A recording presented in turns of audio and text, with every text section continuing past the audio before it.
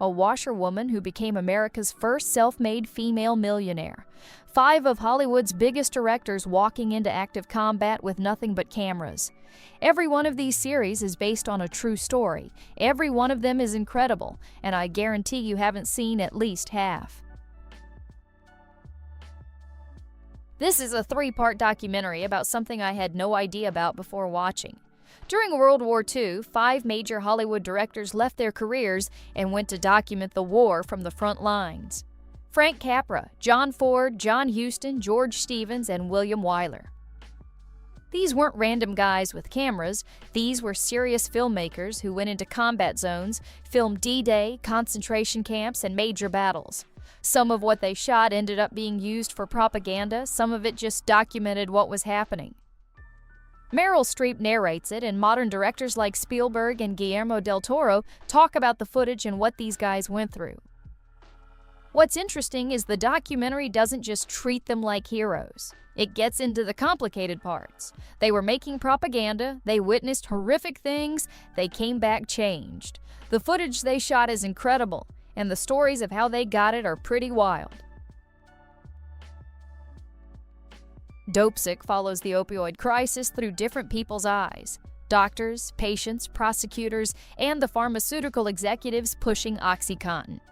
It's set mostly in Appalachia from the late 90s to early 2000s, and it jumps around between all these different timelines and perspectives. Michael Keaton plays Dr. Phoenix, a small-town doctor who starts prescribing these pills to help his patients with pain. Caitlin Dever plays Betsy, one of his patients whose life completely falls apart after getting hooked. Both of them are phenomenal. The show doesn't hold back on showing you how this whole thing unfolded. The way the pharmaceutical company marketed OxyContin, the way doctors got convinced it was safe, the way people's lives got destroyed. It's bleak and it moves slowly on purpose, but Keaton and Dever make it impossible to look away. If you like Downton Abbey and you're into sports at all, this one's for you. Julian Fellowes made it, so you know it's going to have that period drama polish. It's set in the 1870s, and it's about how football went from being a rich person's hobby to the massive global sport it is now. The story focuses on 2 players, Fergus Suter, who's working class, and Arthur Kinnaird, who's rich. In 1870s England, these 2 guys would never have crossed paths normally, but football brought them together. Kevin Guthrie and Edward Holcroft play them, and they're both great. The show's about how they helped transform the game, but really it's about how football became this thing that broke down the class barriers that were huge in England at the time. It's a sports story, but it's also a super inspiring story about 2 guys from completely different worlds, how they figured out how to work together and change something that everyone thought couldn't be changed. A teenager named Marie reports a sexual assault. The cops don't believe her, pressure her into saying she made it up, then charge her with filing a false report. Meanwhile, 2 detectives in another state start investigating a series of similar attacks and realize Marie was telling the truth. Caitlin Dever plays Marie, Toni Collette, and Merritt Weaver play the 2 detectives. The show cuts between Marie's story and the investigation, and watching how badly the first cop screwed up is infuriating. It's based on real events. All this actually happened.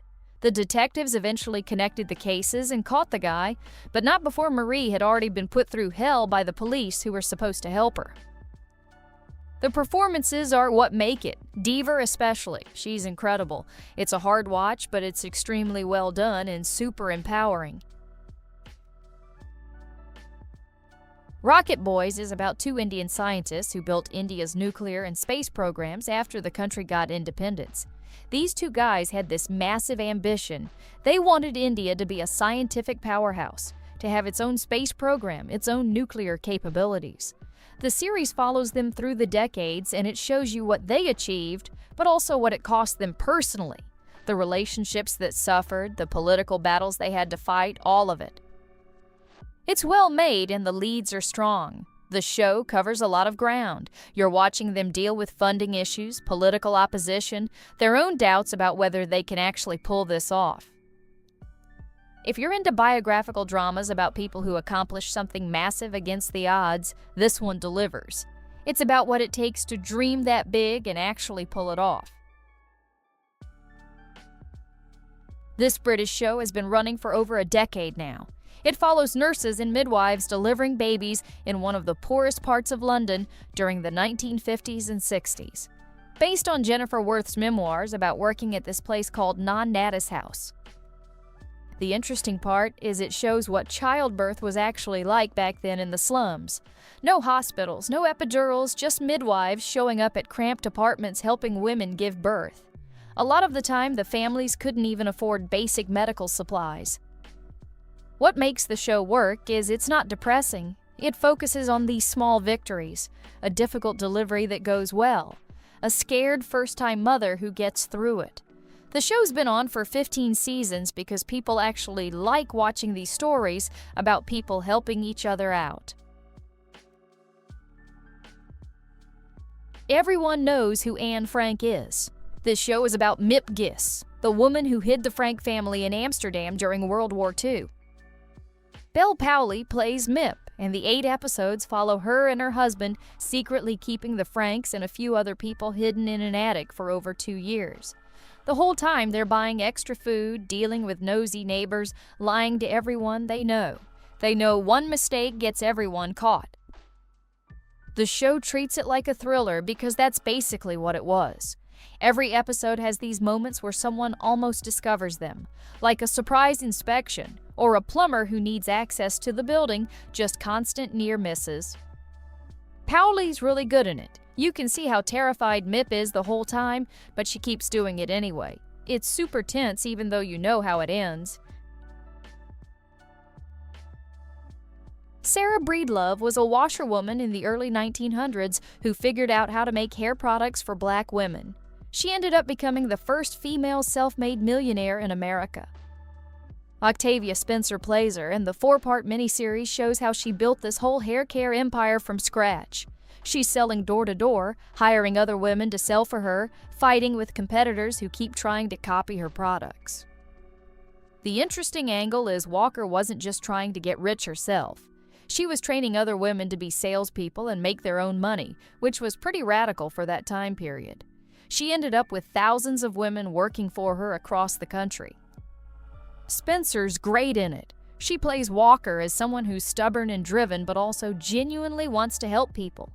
The costumes and sets look amazing too, really pulls you into that early 1900s world. It's one of those stories where you finish it thinking, how did I not know about this person before? This one's based on Stephanie Land's memoir about escaping an abusive relationship. Margaret Qualley plays a young mother named Alex who leaves her boyfriend, takes her toddler daughter, and ends up homeless trying to start over.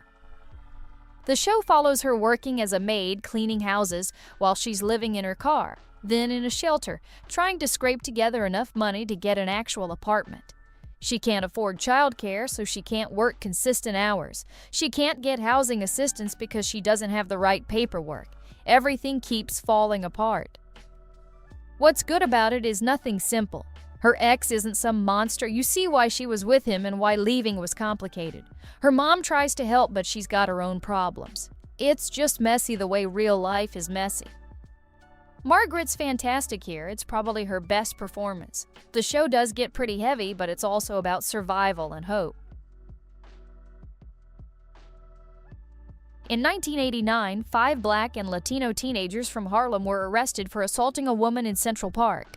They were called the Central Park Five, and they were all innocent. This miniseries tells their story. The story is told in 4 parts. First part shows the arrests. Cops interrogating these kids for hours without lawyers, pressuring them until they confess to something they didn't do. Then the trial where they all get convicted. Then years in prison. Then finally getting out and trying to rebuild their lives. The crazy part is the real attacker confessed years later, and DNA proved the Central Park Five didn't do it. But by then, they'd already lost years of their lives sitting in prison. The show doesn't hold back on showing how the system failed these kids at every level. There's cops who wanted a quick arrest, prosecutors who wanted a conviction, and a media that already decided they were guilty. It's a tough watch, but it's a wild story about how badly things can go wrong.